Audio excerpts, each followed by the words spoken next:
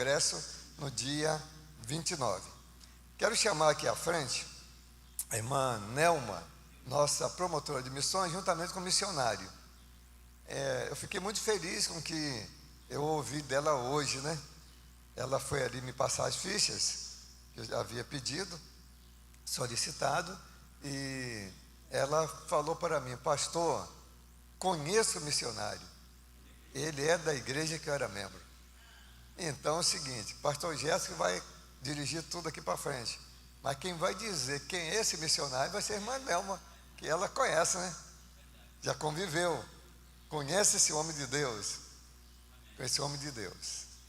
E quero, em nome da igreja, em meu nome, dar boas-vindas, sinta-se à vontade.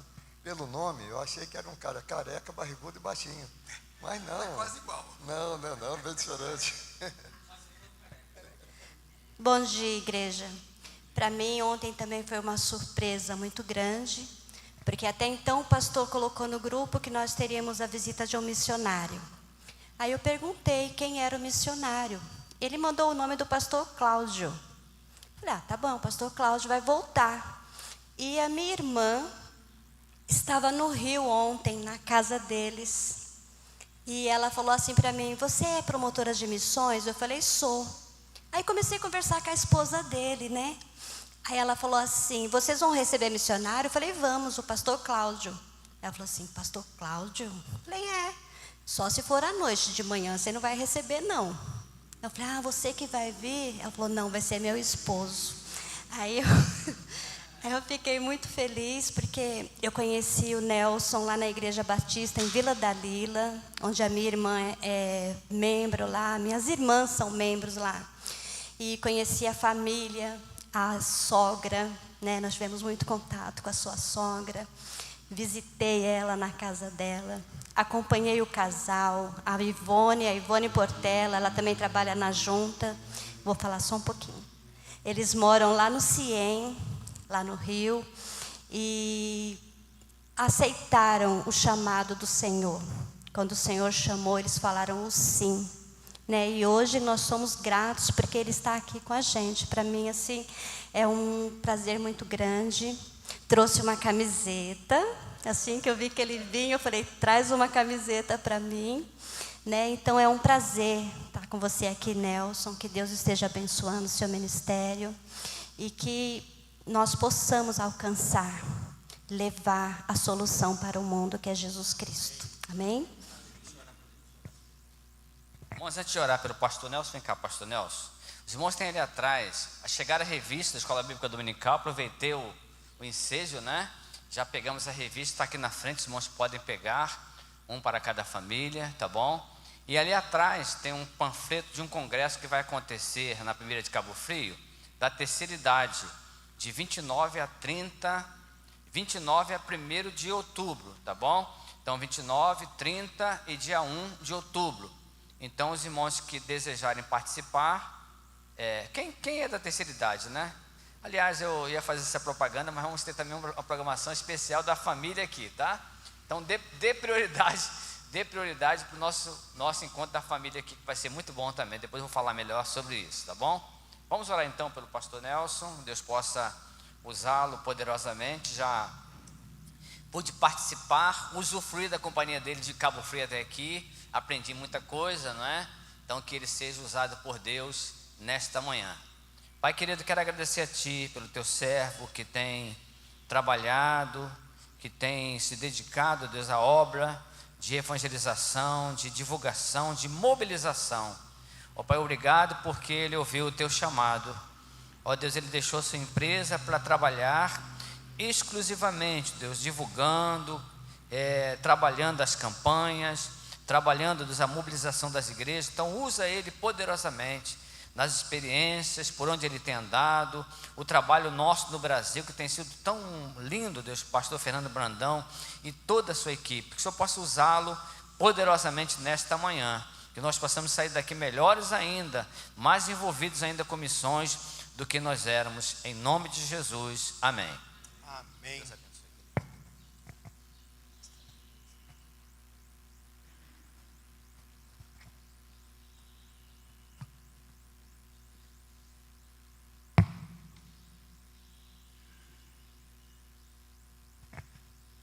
Que a graça e a paz esteja com cada um dos irmãos nesta manhã de domingo. Eu fiquei ouvindo aqui o pastor Pedro falando, eu fiquei imaginando de quem que ele estava falando, né? Baixinho, barrigudo e careca, tô quase lá, né? Obrigado, pastor Pedro, pela recepção e por nos entregar esse momento púlpito. Agradeço realmente a alegria de poder desfrutar do contato com o pastor Gerson, que nos trouxe aqui. Foi um momento muito, muito agradável.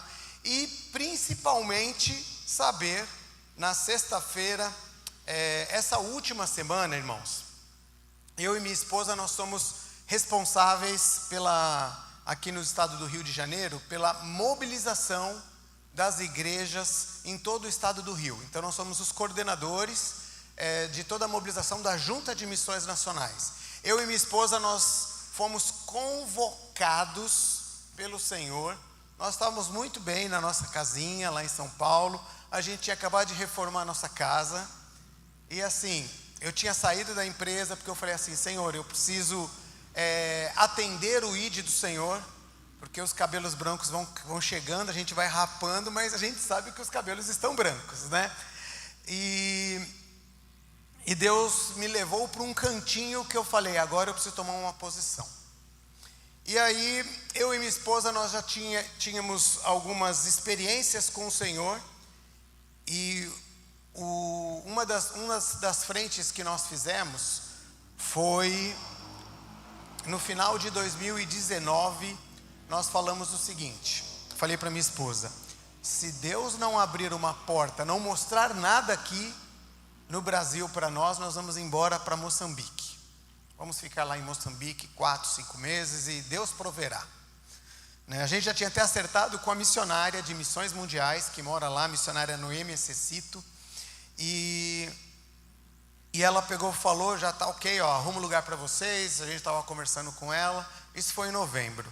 Quando chegou em dezembro, não deu nem um mês depois, pastor Pedro, que a junta entrou em contato conosco falando: olha, vem trabalhar conosco na parte da mobilização. Então, nós estávamos trabalhando na mobilização em São Paulo, estávamos tranquilos, estávamos em paz, até o dia que nós recebemos uma ligação e falando assim: olha, vocês estão sendo convocados para trabalhar no Rio de Janeiro, assumindo a coordenação de todo o estado do Rio.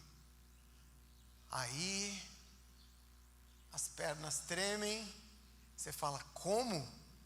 De que forma? Como pode acontecer uma coisa dessa? É comigo mesmo? Eu falei: eu estou aqui na minha casa, tudo certinho, está tudo arrumado, estamos bem aqui. Jamais imaginei morar no estado do Rio, sequer. Eu estava com a cabeça de ir para Moçambique, né? E aí nós viemos para cá com muito temor e tremor. Nós deixamos tudo. E Deus sabe, você deixar todos os seus parentes, deixar tudo que você tem ali, todos os seus amigos, tudo aquilo que você conhece, né? Desde o local onde compra o pão, até onde arruma o carro, até onde tudo aquilo que você imagina que você faz aqui hoje, imagine você largar tudo e sair para um outro local e começar tudo de novo. Foi exatamente isso. Eu e minha esposa, nós fomos morar num local que acho que era mais ou menos esse local aqui, daqui até a janela, um kitnet. Nós ficamos morando durante 1 ano nesse local, mas cientes de que o Senhor tinha nos trazido para cá. E aí a gente tem caminhado e o Senhor tem estado à frente, o Senhor tem aberto portas, e tantas portas e tantas alegrias. Porque quando nós chegamos aqui, a gente falou: e agora? Como vai ser o contato com os nossos parentes, né? E aí, nossa casa, eu e minha esposa, nós não temos filhos. E aí, a boa parte do tempo, eu e ela, a gente trabalha em casa, às vezes a gente está na sede, a gente anda muito, viaja muito. A Ivone fala que nós andamos já mais no Rio de Janeiro, no estado do Rio, do que propriamente em São Paulo, onde nós nascemos. Né? Porque Deus tem aberto muitas portas. E aí, nós recebemos essa semana os nossos sobrinhos, que não tinham vindo aqui. Eles chegaram E aí nós estávamos conversando, e aí o marido da minha sobrinha vinha para buscá-la, e de repente ele falou assim: eu vou levar a Selma. Selma, nossa amiga, irmã da irmã Nelma. E aí, conversa vai, sexta-feira à noite ela chegou, a gente ficou conversando bem animadamente. Foi uma grata surpresa recebê-la, encontrá-la, né? Depois de tanto tempo. E aí, eu descobri, né, que eu estaria aqui hoje, que é exatamente a igreja onde essa amada e abençoada serva do Senhor tem sido esteio aqui juntamente com os irmãos na proclamação do Evangelho. Eu trago um abraço do pastor Fernando Brandão, diretor executivo da Junta de Missões Nacionais. E aí, para aqueles irmãos, a Convenção Batista Brasileira, nós somos batistas brasileiros, amém? Somos servos do Deus Altíssimo. E você que está em casa, você está conosco aqui participando nesse culto, juntamente servindo ao Senhor e prestando todo louvor, toda honra, toda adoração ao Senhor. E aí, a Convenção Batista Brasileira, existem 2 braços missionários. Um braço é a Junta de Missões Mundiais, que tem quase 3.000 missionários, contando com os voluntários, os autóctonos espalhados pelo mundo. E tem um outro braço, que é o braço da Junta de Missões Nacionais, que nós fazemos parte. Só que a junta, ela não tem missionários. Não tem. Porque o ide e pregai o Evangelho foi dado a uma organização, é isso, né? Foi dado para quem? Para a igreja. O ide é da igreja, não é de uma organização. Então, e a junta também não tem como organizar, como manter esses missionários. Quem mantém os missionários no campo são os irmãos. Nós louvamos a Deus por esta igreja, que tem sido esteio, tem segurado em oração cada um dos 1.000. Coloca pra gente, por favor, irmã Sara, a projeção, tá ali, ó. 1.190, não, o slide anterior. É esse mesmo, não, perdão, é esse mesmo. 1.183 missionários no campo. Esta igreja tem esses missionários. Cada vez que o irmão oferta, cada vez que o irmão envia oferta, cada vez que o irmão ora pela expansão do Evangelho no nosso país, os irmãos estão orando para que esses 1.183 missionários continuem esparramando, anunciando as boas novas do Evangelho. Nós fazemos parte desta obra e nós contamos com a sua oração, contamos com o seu empenho, contamos com a sua garra. E eu fiquei muito contente de saber que esta igreja mensalmente participa do sustento dessa obra. E quiçá Deus permita que mais igrejas aqui no estado do Rio tenham a visão igual desta igreja, igual dos irmãos. Porque assim, no estado do Rio, na Convenção Fluminense, são 1.692 igrejas, 595 congregações. Nós estamos falando de aproximadamente 2.200 igrejas. Igrejas que participam efetivamente da campanha missionária é algo em torno de 800 igrejas. Nós temos aí menos da metade participando ativamente da obra missionária. E assim, eu ouvindo e vendo um pouquinho que eu ouvi ao longo daquilo que o Senhor tem realizado aqui, a gente vê claramente a mão de Deus com os irmãos. Porque quando os irmãos focam no principal, que é a obra missionária, o restante Deus faz. Deus traz pessoas, Deus faz prosperar, Deus faz a sementeira multiplicar. E é isso que os irmãos têm presenciado. Dia após dia, Deus acrescentando, como diz lá em Atos 2, acrescentando um, acrescentando o outro. Lá em Atos 2 foram milhares, né? Mas Deus vai acrescentando, porque vai chegar milhares. Eu estava com a irmã Nelma ali conversando, eu conversei com o pastor Gerson no carro, e ele estava me falando, eu estou sendo pego aqui pela câmera, né? Só para saber onde que eu... Não, tem que ficar mais para cá então? Ah, ok. Senão os irmãos vão me perder na tela, né? E aí, o que acaba acontecendo? Nós temos em torno de 70 mil habitantes na cidade, é isso, né? aproximadamente. Se nós orarmos, e eu creio que esta igreja, quem é o cabeça é o Senhor Jesus. Se nós orarmos, Senhor, nós queremos apenas 0,5% da cidade ganha para Cristo participando aqui. Nós estamos falando de quantas pessoas? Rapidamente, os bons de matemática aí. 3.500 pessoas. Tem muito a se trabalhar. E Deus faz. Deus faz. Deus pode. Deus quer. Quantos estão dispostos a arregaçar as mangas aí? Quantos? Quantos estão disponíveis a orar, a interceder, a colocar diante do Senhor, para que o Senhor traga pessoas que queiram um compromisso real e genuíno com Ele? É isso. A igreja do Senhor está para isso. E conte conosco. Conte com a Junta de Missões Nacionais. A gente tem aí várias frentes de trabalho. Eu queria apresentar aqui rapidamente os números. Nós temos 702 radicais no campo. O que é radical? Radical são aqueles jovens que querem participar de uma experiência missionária. Sabe aquela situação que você quer... alguns dedicam as suas férias. Alguns vão... olha, eu quero dedicar uma semana das minhas férias para visitar um campo. É uma coisa. Outros preferem assim, olha, eu quero participar numa caravana missionária com a igreja. Nós vamos para algum projeto, junto com a igreja, vamos juntar aqui 20, 30 irmãos, e nós vamos ter um impacto num local para a gente ver qual é a obra que nós estamos participando. Qualquer projeto, vai lá para Itaperuna, visitar lá o Sonho de Mãe, um projeto que trabalha com mulheres que perderam a guarda do filho, e elas entraram num processo de drogadição, e entraram num processo de recuperação, alunas da Cristolândia, e hoje elas estão tendo a guarda dos filhos reconquistada. Quero conhecer lá o Sonho de Mãe. Não, quero conhecer o projeto lá em Campos, da Cristolândia Feminina. Vocês podem pegar, reúnem, vão lá visitar, participar um dia, dirigir o culto, ministrar a palavra lá, ouvir a história de cada uma das pessoas que estão lá.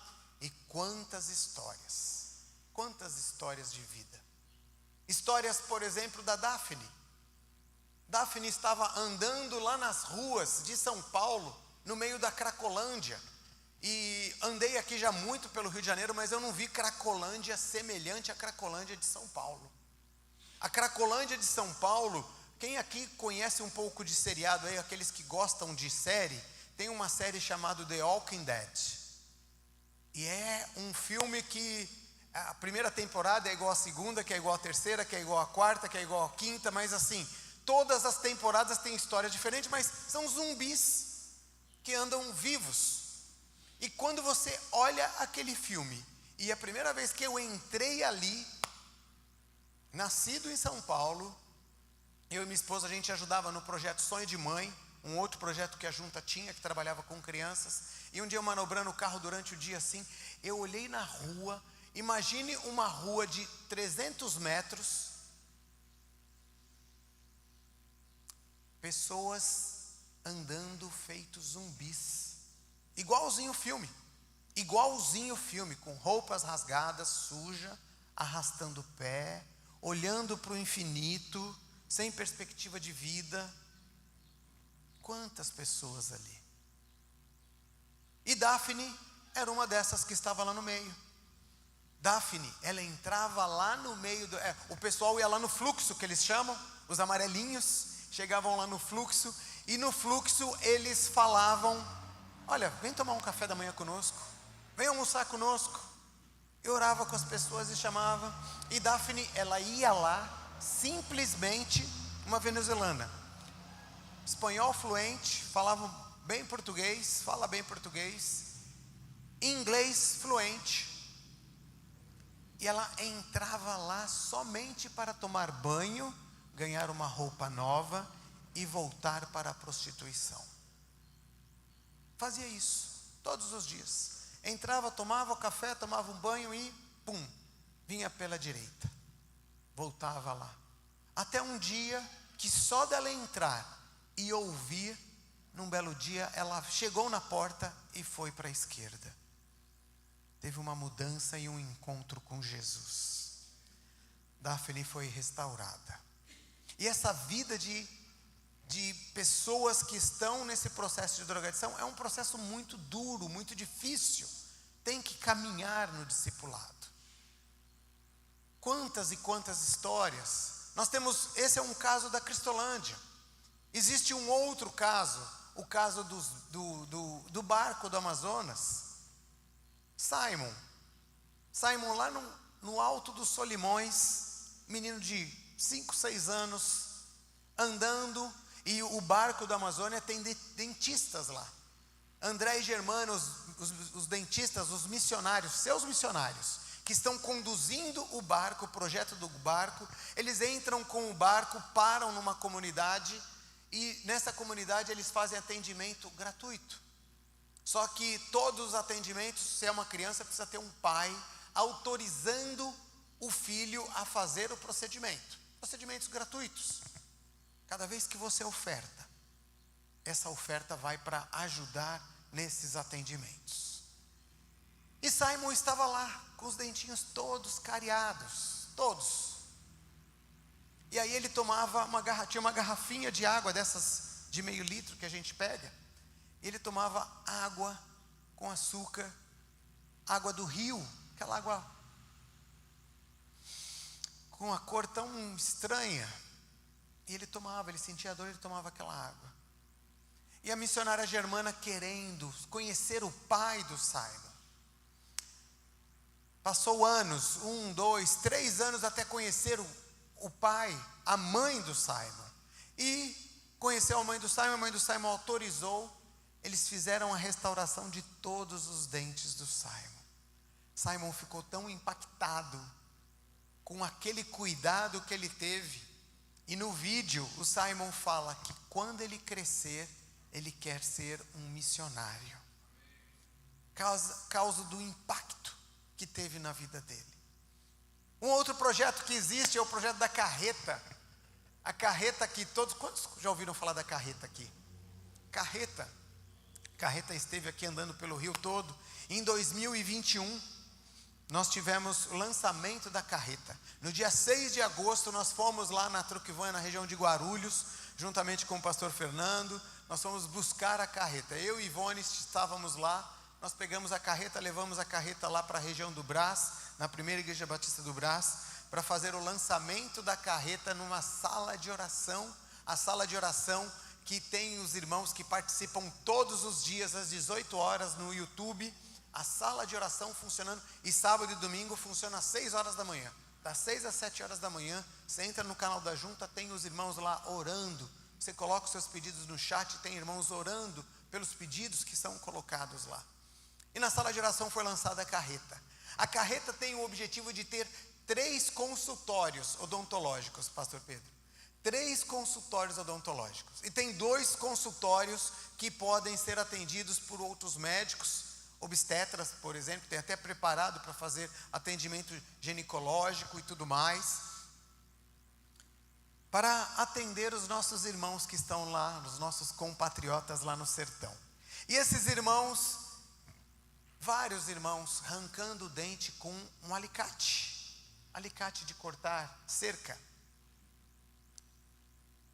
Uma infecção, joga cachaça para tirar a infecção, para parar o sangramento.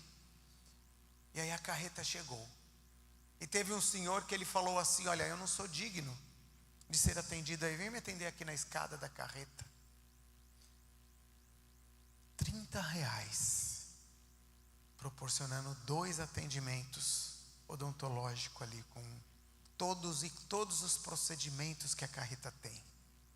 Quantas pessoas estão sendo impactadas pelo poder do Evangelho através desse atendimento? E eles questionam: mas por que vocês estão fazendo isso? Simplesmente porque Jesus nos amou primeiro, e nós queremos trazer as boas novas do Evangelho para você. Tem muito para se falar, tem muito, mas eu quero compartilhar com os irmãos aqui um pouco da palavra do Senhor, e eu queria pedir aos irmãos que abram suas Bíblias no livro de Atos, capítulo 13, versículo 36. Atos 13, 36.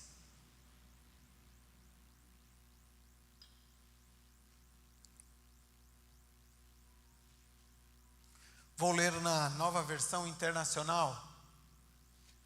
Essa daqui é a revista atualizada, né? Diz o seguinte, então: porque na verdade, tendo Davi servido a sua própria geração, conforme os desígnios de Deus, adormeceu, foi para junto de seus pais e viu corrupção. A Nova Versão Internacional diz: tendo, pois, Davi servido ao propósito de Deus em sua geração, adormeceu, foi sepultado com os seus antepassados e seu corpo se decompôs. Uma outra versão livre diz o seguinte: Davi, tendo servido a sua própria geração, adormeceu conforme o desígnio de Deus. Senhor, eis aqui, ó Pai, a tua palavra, Senhor. Esconda-me, Senhor, atrás da cruz de Cristo, para que tão somente o teu poder, a tua palavra, o teu Santo Espírito opere em cada coração como lhe apraz, fazendo a tua obra em nome de Jesus. Amém e amém. Eu e a minha esposa, eu quando trabalhava no mundo corporativo, eu e a Ivone, nós fazíamos alguns planejamentos para a gente fazer algumas viagens de férias, né? E teve uma ocasião que eu e a Ivone, minha esposa, nós fizemos uma viagem para visitar uma sobrinha nossa, que fez medicina na Rússia. E nós fomos lá na Rússia conhecer como que era a vida na Rússia, como que era a situação, a questão do gelo, neve, frio, a língua, uma cultura completamente diferente da nossa. A língua bem diferente da nossa. E aí eu e Ivone, nós chegamos lá, não sabemos nada de russo. Aí nós chegamos lá e a gente começou a se aventurar, a tentar comprar alguma coisa. Quando você chega numa cultura diferente, um dos locais que você vai, qual é? Além de tentar conhecer alguns monumentos, você vai no mercado, né? Para saber o que o povo come, como eles vivem, o que é o preço do produto, qual o tipo de produto que tem, né? Por exemplo, quando nós estivemos em Moçambique, a lata de leite ninho tem uma criança negra. Não é uma criança, a nossa aqui é uma criança branca. Agora tem algumas que tem uma criança branca, uma criança negra, uma criança asiática, né? Mas lá é muito comum na África assim. E nós fomos na Rússia dar uma olhada como que é. E aí num belo dia a Ivone falou assim: olha, o frio aqui está muito intenso, e eu estou com a pele ressecada. Aquelas coisas de mulheres, a gente entende, a gente respeita, né? A gente que não tem cabelo, a gente não tem problema de pentear o cabelo, então a gente entende alguns detalhes femininos. E ela falou: olha, está muito frio aqui, então eu preciso passar um creme melhor, preciso comprar um creme. Aí eu fui no mercado com ela, tudo em russo, tentando falar alguma coisa com a vendedora, uma cidade do interior da Rússia, Kursk, e a moça não fala nada de inglês. Naquela época o Google Tradutor não funcionava tão bem quanto hoje. Hoje você fala aqui e a pessoa, você coloca a língua, ele fala na língua da pessoa aquilo que você falou em português, ele traduz imediatamente. E aí eu tentei olhar, aí a gente chegou no mercado. Quando você não consegue falar a língua da pessoa, o que você faz? Gesto. Você começa a fazer mímica, né? Aí a moça olhou pra gente assim, aí ela foi lá, pegou um produto e trouxe, né? E a gente entendendo, percebendo que a gente falando que a gente queria um creme. E ela pegou o produto, olhou, mostrou um creme de uma marca conhecida aqui no Brasil. A gente falou: é isso mesmo, né? Um potão gigante, né? Eu falei: nossa, nunca tinha visto desse tamanho, né? Esse produto, né? E compramos o produto, tá tudo em russo, a gente não entendia nada. E aí chegou em casa, a Ivone começou a passar na pousada onde nós estávamos, ela começou a passar aquele produto nos pés, na perna. Ela falou: nossa, mas esse creme é estranho, ele não desliza, é estranho, não tem óleo, oleosidade, tá? Alguma coisa estranha nesse creme, né? Eu falei, sei lá, né? Acho que é do clima ou é algum outro tipo de componente que tem. Ela achando estranho, eu também, mas não entendia nada, olhava a embalagem, não conseguia, tentava escrever alguma letrinha no Google para tentar saber o que era, mas não consegui. E passamos um dia, ela passou 2, aí eu passei no 3º, aí conversando com a minha sobrinha, que conhecia um pouco de russo, ela comentou, né? Eu estou passando um creme, mas esse creme está estranho, né? E ela tinha ido na minha casa, lá ela pegou, deixa eu ver esse creme. Ela pegou o creme assim, olhou, ela falou assim, mas tia, esse creme, isso aqui não é um creme, isso aqui é um sabonete líquido.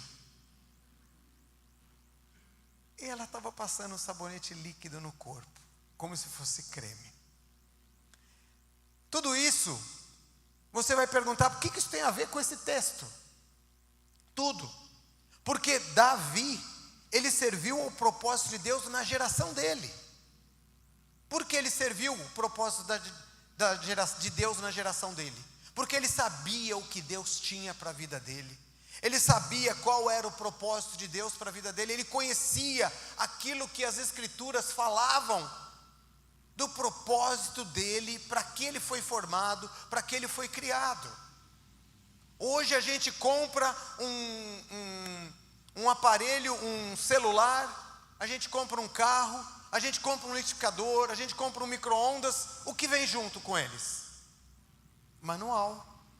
Que é a primeira coisa que a gente faz, a gente lê o manual, a gente já vai ligando.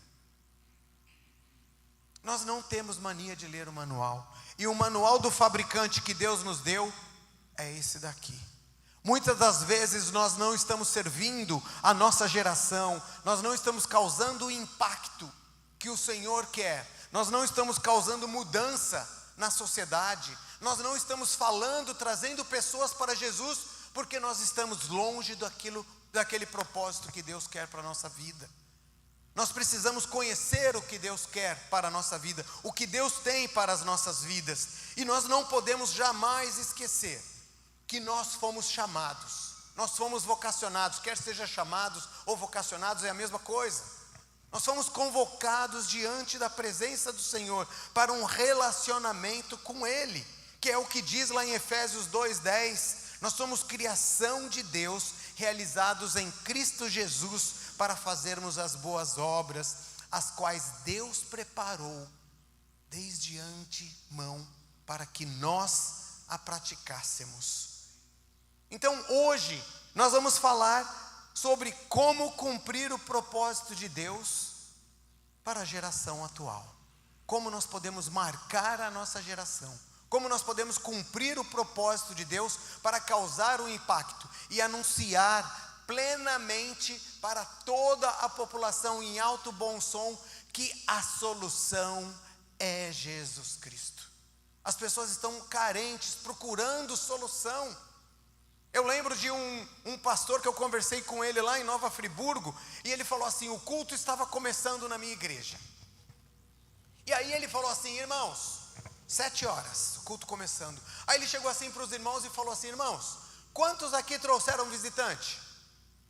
Aí os irmãos levantaram a mão, alguns irmãos. Vocês que trouxeram visitante, vocês sentam do lado de cá. Agora vocês aqui, quem não trouxe visitante, senta do lado de cá. Aí ele falou assim, a senha para vocês participarem do culto hoje é conseguir um visitante. São 7:30 agora. Vocês têm meia hora, vão lá para fora, pode sair todo mundo, vão lá para fora, vão atrás das pessoas, lá do outro lado da rua tem um monte de gente lá, vão lá e vão chamar as pessoas para virem para o culto. E aí tinham 2 irmãs que saíram e queriam ir para o outro lado da calçada. Não, vem cá irmãs, atravessem a rua e vão para o outro lado. E as irmãs foram. Irmãos, 8 horas o culto começou, a igreja abarrotada, cheia. O culto começou e foi pregada a palavra do Senhor.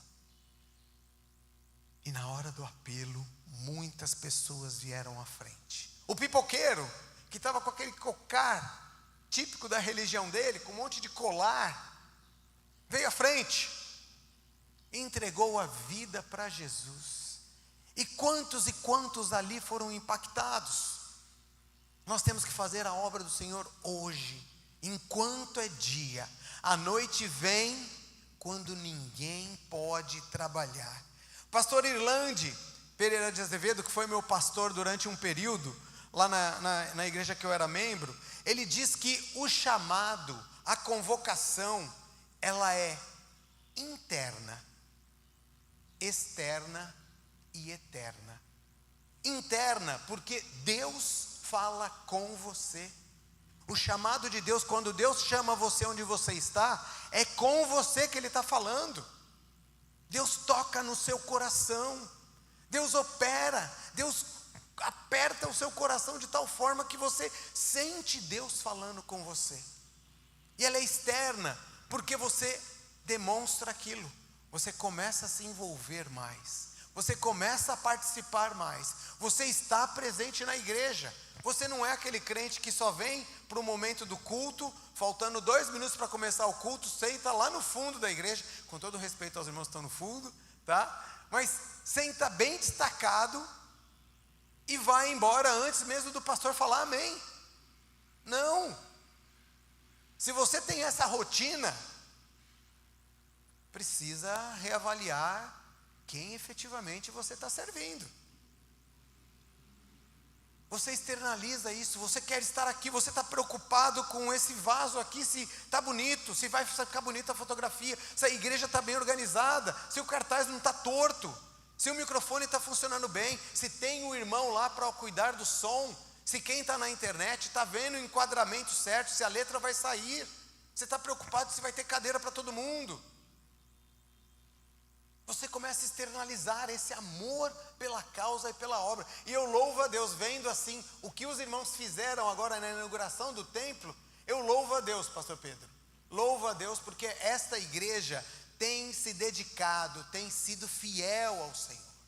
Louvado seja Deus por isso. E ela é eterna. Porque não existe esse negócio não, olha, eu já estou aposentado e agora chega, né? Agora eu vou me aposentar. Tem alguns irmãos que têm mania de se aposentar. Vou me aposentar no evangelho. Não tem. Se você foi salvo, redimido, lavado pelo sangue do Cordeiro, o chamado é eterno. Você sempre. Conheci um pastor recentemente, que o pastor se aposentou com 64 anos. Falou, olha, já pastoreei já há muitos anos e vou me aposentar. Aí ele se aposentou, aí de repente uma igreja chamou ele, pastor, vem me ajudar aqui como interino. Aí o pastor foi ajudar como interino, ficou nessa igreja mais 5 anos. Aí ele falou, bom, já tenho o pastor lá, agora eu vou me aposentar de novo. Aí ele se aposentou, não deu 6 meses, uma outra igreja, pastor, vem me ajudar aqui, pastor, vem ajudar a gente aqui. Ele ficou já mais 4 anos nessa outra igreja. Aí ele falou, agora eu vou me aposentar. Aí parou. E uma outra igreja chamou, pastor, vem nos ajudar, que a gente está precisando, a gente sabe que o senhor... Hoje o irmão, ele está com quase 90 anos, fazendo um tratamento agressivo de próstata, mas continua fiel ao Senhor, servindo ao Senhor. É isso, é eterno, porque nós vamos descansar na eternidade. Não estou falando para os irmãos se matarem, não, mas nós precisamos... Porque as pessoas estão morrendo, estão indo aos passos largos para o inferno. As pessoas estão se destruindo, estão cegas, procurando soluções mirabolantes. Quantas pessoas estão consultando guias, consultando mapas, consultando cartas, consultando um monte de coisa, buscando respostas em algo que é diabólico, em algo que é errado, em algo que não vai trazer a esperança. E nós conhecemos, e nós sabemos, e nós temos o Senhor da paz, que excede todo entendimento, que enche o nosso coração, que alegra a nossa vida, que nos dá o sono à noite.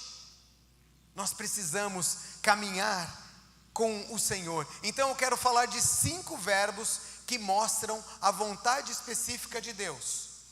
O primeiro verbo, nós precisamos ceder, nós precisamos nos dar por vencido, nós precisamos ceder, dar lugar ao propósito de Deus. Nós temos que falar, Senhor, sabe aquela música? Eu me rendo ao aos teus pés, és tudo o que eu preciso. Vocês lembram dessa música? Essa música.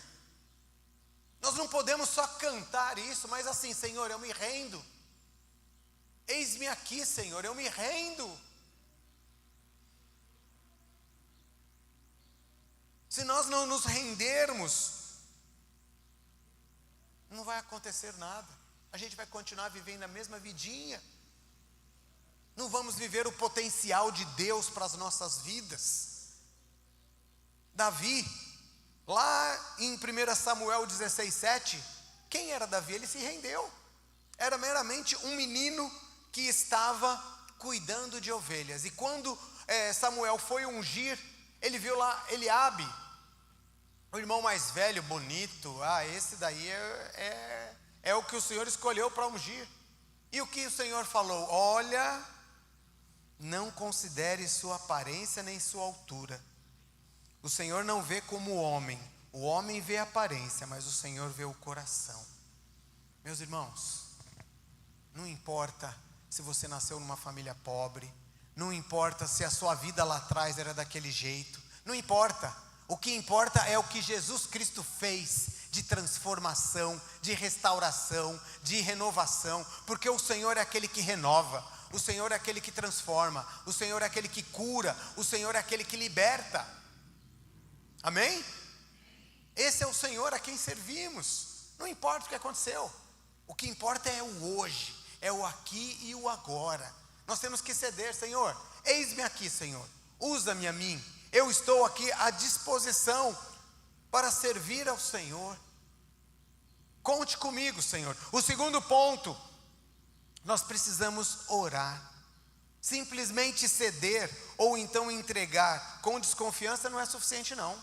Nós não precisamos só simplesmente ceder. Tá bom. Nós precisamos ceder e orar. Nós precisamos ter uma vida de oração. Nós precisamos colocar diante do Senhor. Como que está a minha e a sua vida de oração? Nós oramos confiadamente ao Senhor.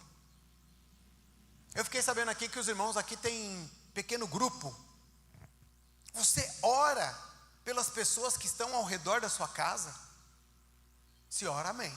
Você ora pela... Senhor, olha, Senhor, abençoe o PG essa semana, Senhor. Traga, Senhor, olha, traga pessoas, Senhor. Abre os meus olhos, abra os olhos dos meus irmãos que participam nesse PG. Aquele livro do Henry Blackaby, Conhecendo Deus e Fazendo a Sua Vontade, ele fala lá num determinado momento que nós temos que orar ao Senhor. E quando a gente orar ao Senhor, nós estamos mexendo com o mundo espiritual. As coisas estão acontecendo no mundo espiritual enquanto nós estamos clamando ao Senhor em oração. E a hora que a gente fala em nome de Jesus, amém, a gente tem que abrir os olhos e, Senhor, abra os meus olhos para eu ver o que está acontecendo diferente. O Senhor está agindo. Abra os meus olhos para eu ver quem é a pessoa que o Senhor está colocando no meu caminho, para eu falar da tua graça, para eu falar da tua paz, para eu falar do teu amor. Eu tenho uma sobrinha neta, né? Catarina. Catarina tinha 3 para 4 anos de idade. E a Catarina, ela tinha uma questão de bronquite. E ela vivia com aquela bombinha. É bronquite, né? Ou é asma?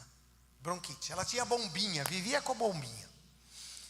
E aí, ela chegou assim para a mãe dela e falou: mãe, pastor Pedro, 3 para 4 anos. Mãe, eu estou cansada já de ir no médico, mãe. Eu não aguento mais essa vida de ir no médico, estar indo no médico o tempo todo. Mãe, Jesus não pode me curar. Vamos orar, mãe, para Jesus me curar. Aí a mãe chegou do lado dela, falou: vamos orar. Aí a Catarina, orou. Senhor Jesus, eu não aguento mais essa vida, Senhor Jesus. Eu estou cansada já de ir no médico, ter que ficar indo no médico, ter que ficar usando essa bombinha. Senhor, me cura, Senhor. Eu sei que o Senhor pode, me cura. Em nome de Jesus, amém. Aí ela falou: mãe, Jesus falou para mim que eu estou curada. Aí a mãe: tá bom. Aí ela passou meia hora, a mãe começou a arrumar, vamos sair, Catarina, vamos. E começou a arrumar, de repente ela grita assim pro pai: pai, onde está a bombinha da Catarina? E a Catarina brincando aqui do lado da Catarina: mãe, você esqueceu, mãe, que Jesus me curou? Aí ela: ah, é verdade. Mas como toda mãe prevenida, achou a bombinha, fez o quê? Guardou a bombinha e levou na bolsa. Catarina nunca mais usou a bombinha. Muitas das vezes nós precisamos ter oração igual de criança. Nós precisamos falar aquilo que está aqui dentro. Às vezes nós falamos todos os nossos problemas para todo mundo. Eu fico imaginando, pastor Pedro, de repente, quantos irmãos que chegam para conversar com o pastor, e o pastor fala: você está orando por isso? Ah, pastor, olha, eu orei, só que... então vamos orar. Não é para deixar de procurar o pastor, não. Pode procurar que o pastor vai orar, tá? Mas nós contamos com riqueza de detalhes para os vizinhos, para os amigos, para o pastor, mas a gente não fala para Deus o que está nos afligindo. Nós precisamos orar. Se você verificar aqui, ó, você vai ver uma foto aqui da irmã Aparecida. Irmã Aparecida. Irmã Aparecida, essa irmã aqui, olha. Essa irmã, ela orou pelo filho dela muitos anos. Irmã Aparecida, ela tem um filho, a saudosa irmã Aparecida, que hoje já está na glória. Ela tem um filho que, com 13 para 14 anos, ele começou a se prostituir nas ruas de Santo André, lá no ABC de São Paulo. Cresceu na igreja, o menino. Com 15 anos, ele começou a colocar silicone. Com 18 anos, ele começou a fazer viagens. Alemanha, França, Itália. Começou a fazer shows. Travestido. E num belo dia, ele liga para a mãe dele, que estava orando por ele.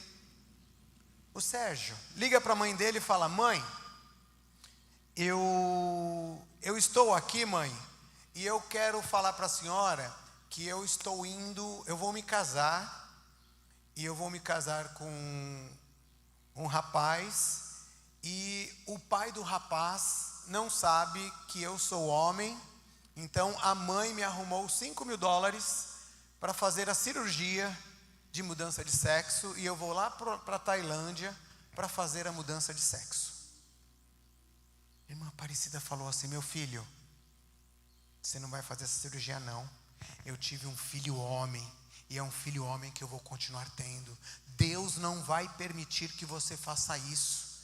Mas mãe, olha mãe, eu já estou aqui, não tenho como falar não, mãe. É minha vida. Deus não vai permitir você fazer isso, meu filho. Eu vou continuar orando pela sua vida. Deus vai te trazer de volta um homem como você nasceu.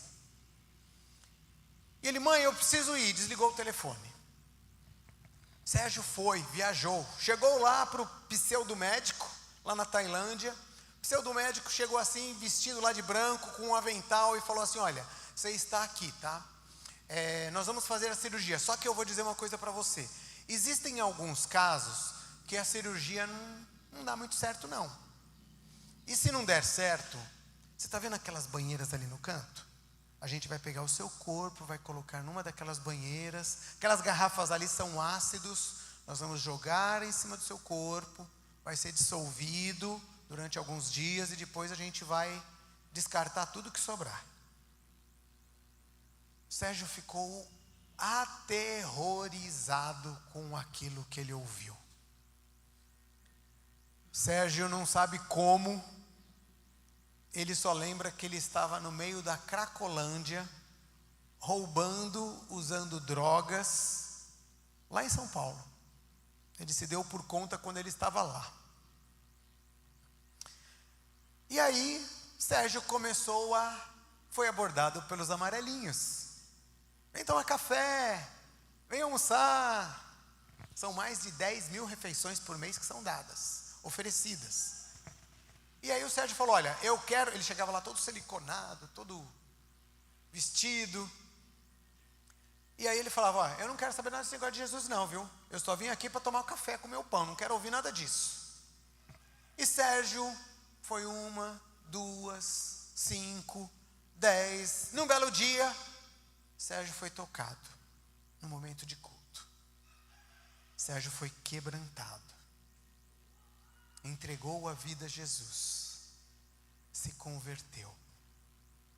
A mãe dele, irmã Aparecida, orando 34 anos para que o filho mudasse de vida.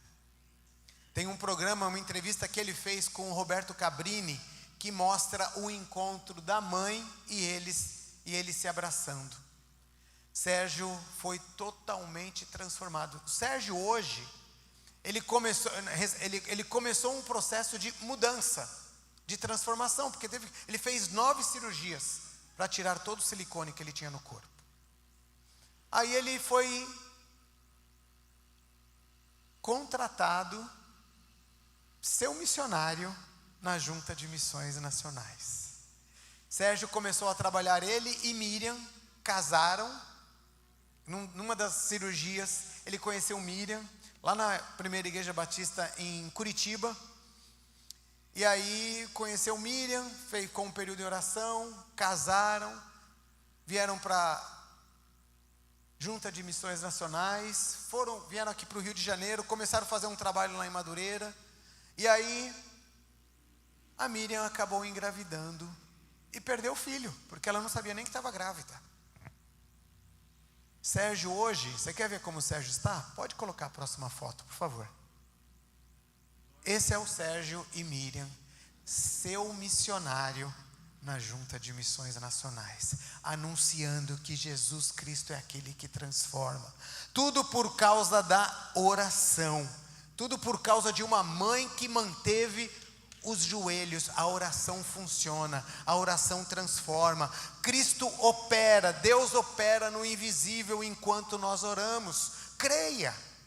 Tem um livrinho pequenininho chamado O Cristão Ateu. Esse livro, O Cristão Ateu, ele fala assim, do cristão que ora, mas não acredita no poder da oração. E nesse livrinho ele conta a história de um homem. Tinha uma igreja, do outro lado da rua tinha um bar. E nesse bar, o que acontecia? Era uma bagunça, uma baderna o tempo todo e atrapalhava o culto. O pastor conclamou a igreja a orar. Vamos orar para Deus desbaratar isso daí, desaparecer com esse bar aí da frente, porque não pode continuar aqui. E num belo dia, o que aconteceu? Começou a chover, caiu um raio em cima do bar e pegou fogo, queimou tudo que tinha no bar. O homem do bar, inconformado com aquilo, e ouvindo daqui, ouvindo de lá, ele ouviu alguém falar, a igreja aí na frente estava orando para desbaratar todo o seu negócio aí. Ah, é? Aí o homem do bar entrou na justiça contra a igreja. Chamou o pastor foi lá, no dia da audiência com o juiz, e chegou lá, o juiz falou assim, então quer dizer que nós temos um caso aqui de um bar que foi incendiado e ele está pedindo indenização para a igreja, porque a igreja orou para que o bar fosse queimado, então é indenização, é isso? É isso mesmo. E o que o senhor tem a falar? Falou para o dono do bar. Eu falei, a igreja orou e eu quero indenização, porque eles jogaram isso em cima de mim, então agora eles têm que indenizar. Aí, e o senhor, representante da igreja? Aí ele falou assim, olha, na verdade, nós oramos, né? Mas a gente não pediu para Deus destruir o negócio dele, né? Não era bem isso que a gente tinha pedido. A juíza falou assim, peraí, eu estou aqui diante de um ateu que acreditou na oração de vocês, e eu estou diante de você, representante da igreja, que não acredita no poder da oração? Nós temos que crer naquilo que nós colocamos em oração. Terceiro ponto, nós precisamos falar. Tem muitas decisões que não podem ser tomadas sozinhas, que afetam a estrutura familiar. Nós precisamos falar daquilo que nós vamos fazer. Nós temos que compartilhar. Eu fiquei assim impressionado de ouvir, sabendo que vocês já estão fazendo reunião de planejamento. para o ano que vem. É uma igreja visionária, uma igreja que já está pensando lá no ano que vem.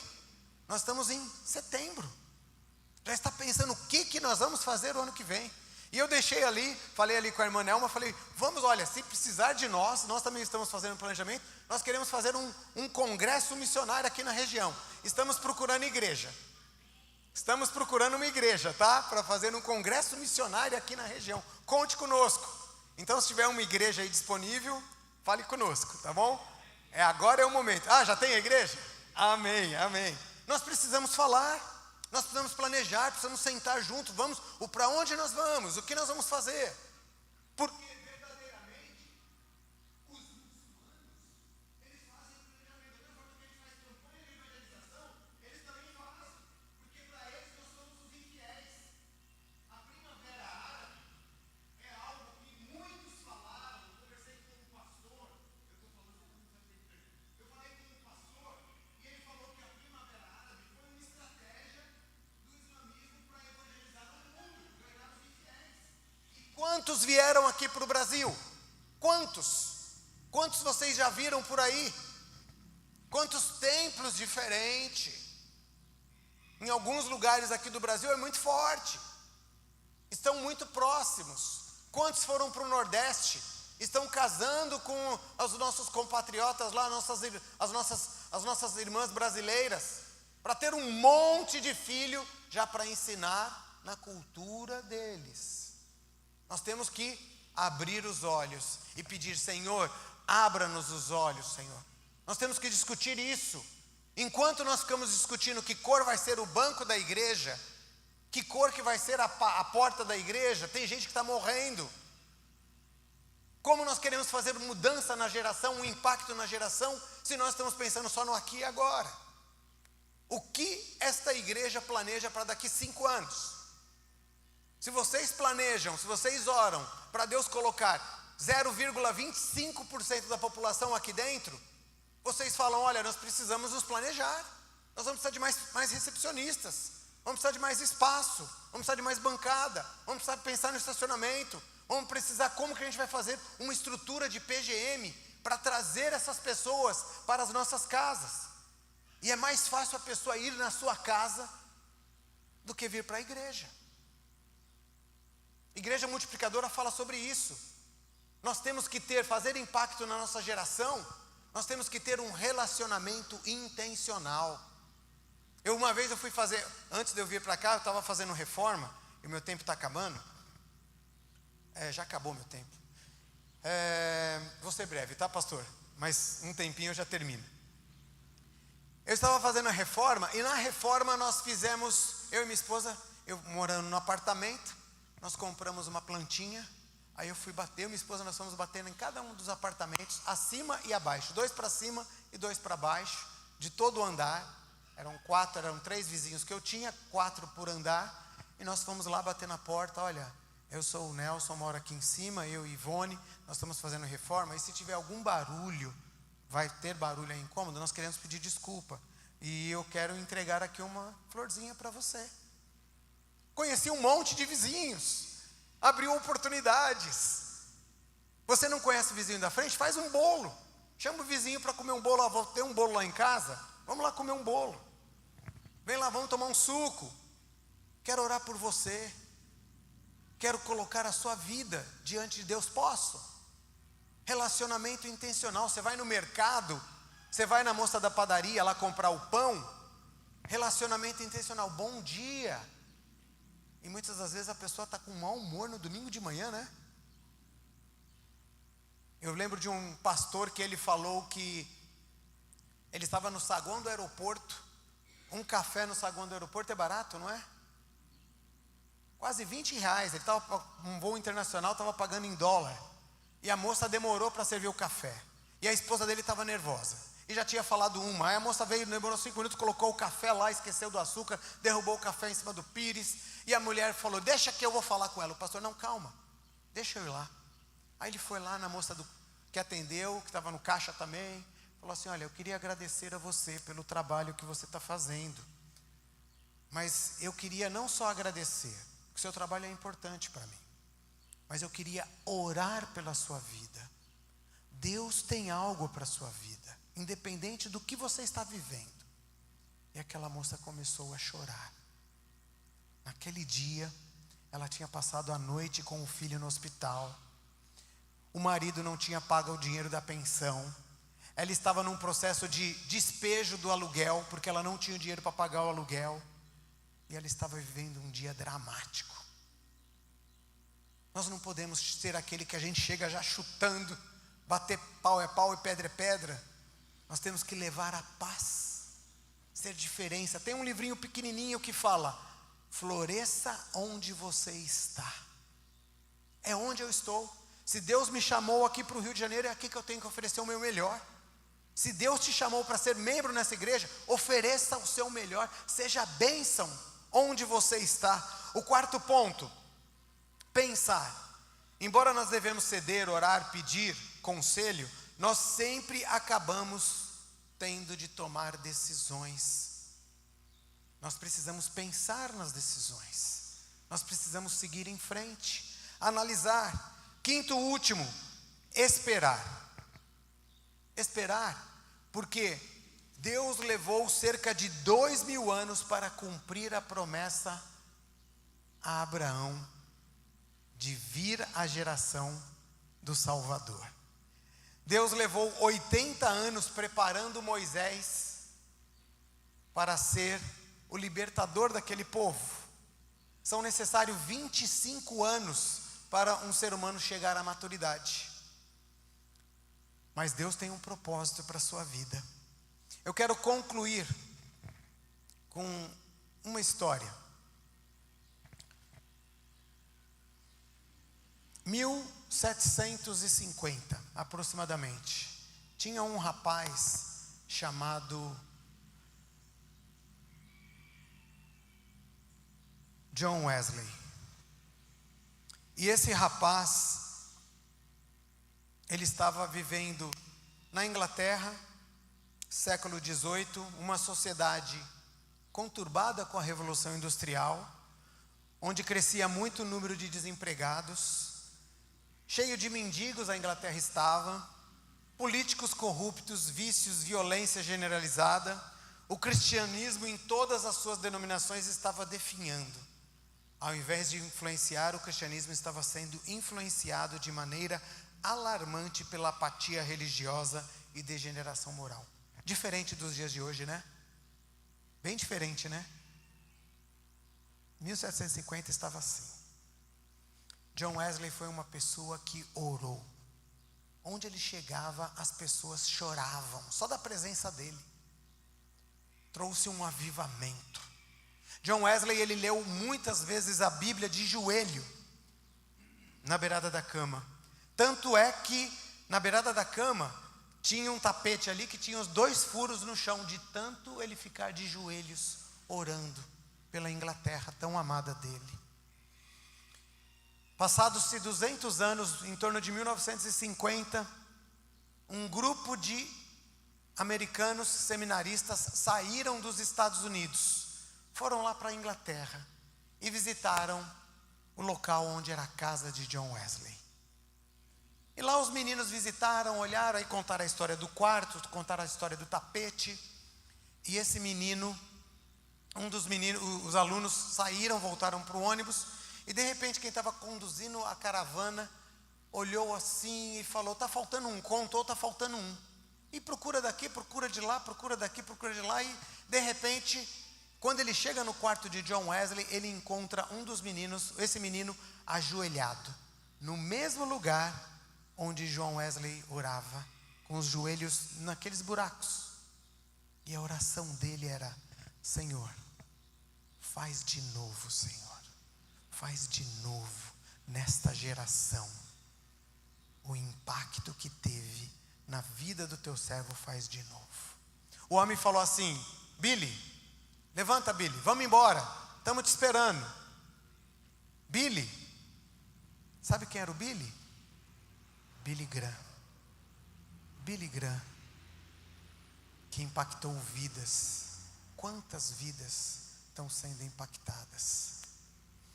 Tem muita coisa para se fazer. vidas estão sendo mudadas. Coloca a última foto para mim, por favor. Essa foto que você vai ver é uma família afegã. A sua igreja está participando nesse projeto, na Junta de Missões Nacionais. O ano passado, 2022, pastor Fernando, todos nós na junta, estávamos trabalhando para termos a segunda carreta. E Deus não permitiu que tivéssemos a segunda carreta. Um grupo de americanos, o pastor Fernando recebeu um e-mail do Itamaraty, falando que tinha um grupo de afegãos nos Estados Unidos, 89 afegãos, aguardando vir para o Brasil e queria que os batistas brasileiros recebessem esses afegãos. Vocês lembram daquela história dos aviões, da guerra no Afeganistão, as pessoas agarradas ao trem de pouso, caindo, e essa imagem correu o mundo. Um casal, assim como nós, um casal viu essas imagens, e esse casal falou assim, o marido falou para a esposa: se esse grupo de afegãos vierem para o Brasil, eu vou ceder o nosso local para acomodar esses afegãos. Pastor Fernando recebeu esse e-mail e estava tratando com o Itamaraty. Pastor Fernando foi numa igreja em São Paulo pregar, e ele compartilhou essa necessidade. Olha, estamos recebendo um grupo de afegãos e não temos local para colocar esses afegãos. E naquela igreja, quem estava lá? Esse casal era membro dessa igreja, e um irmão contatou esse casal, e esse casal falou: pode contar com o local, que nós vamos abrir esse local para receber esses afegãos.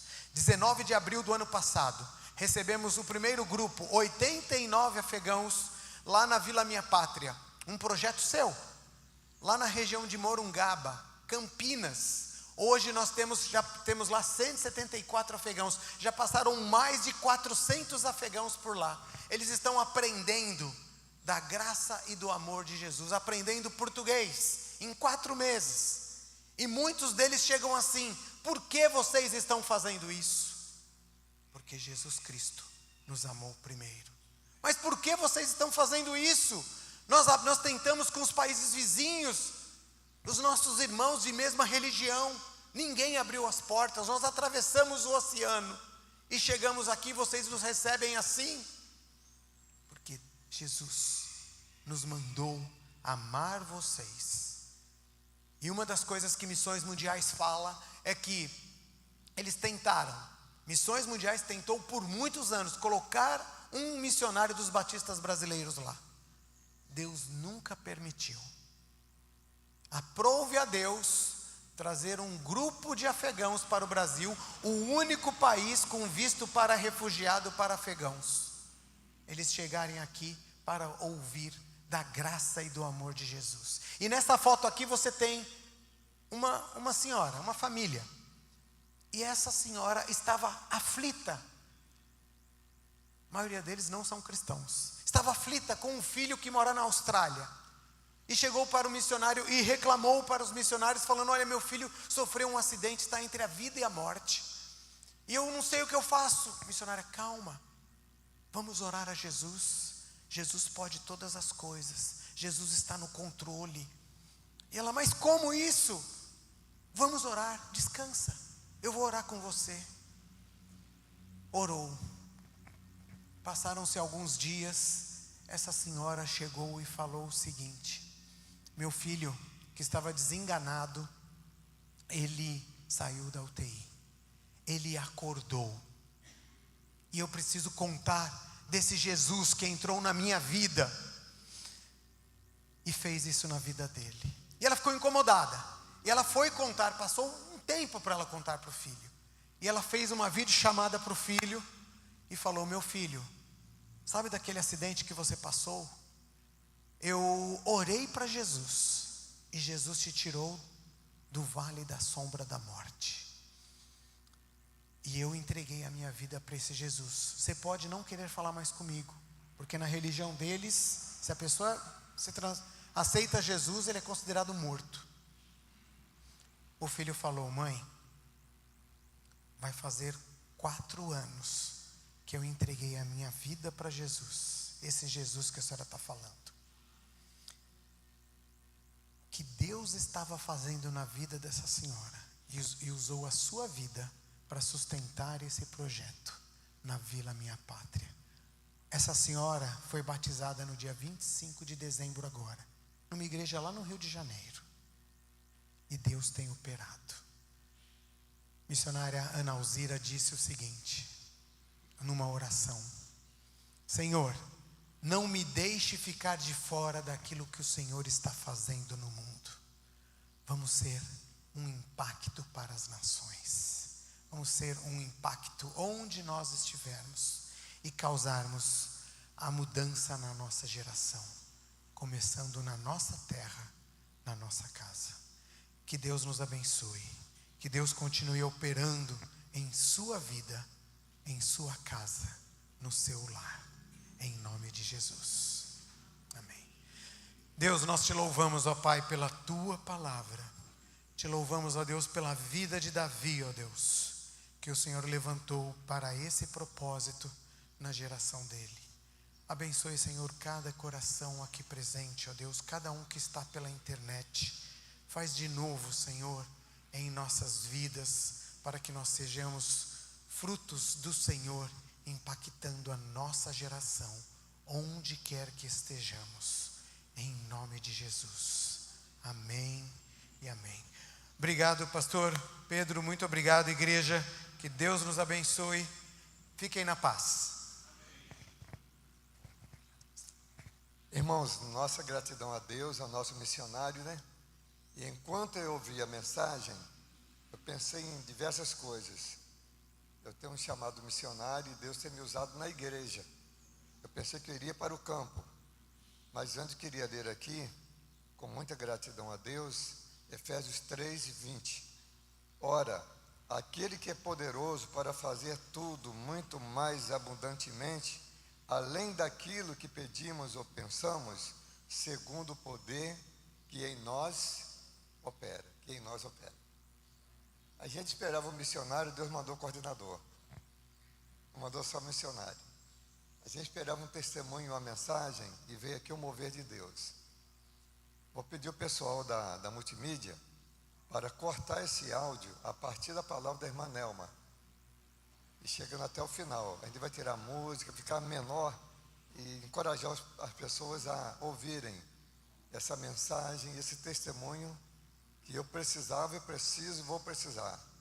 Nós precisamos e vamos precisar. E outros irmãos e amigos que não provaram dessa graça dessa manhã, precisavam, estão precisando e vão precisar. Irmãos, o nosso tema desse ano qual é? É hora de avançar. Satanás é fraco, irmãos. Resistiu o diabo e ele fugirá de vós. Vamos confiar em Deus. Vamos sermos submissos ao Senhor e vamos deixar Ele agir. E Ele é poderoso para fazer muito mais e abundantemente do que nós pedimos ou pensamos. Amém? E agora que o amor de Deus Pai, que a graça do Senhor e Salvador Jesus e as consolações do Espírito Santo sejam com todos vocês, com todos nós, hoje e para todos sempre. Amém. Amém. Missionário, muito obrigado. E obrigado a todos.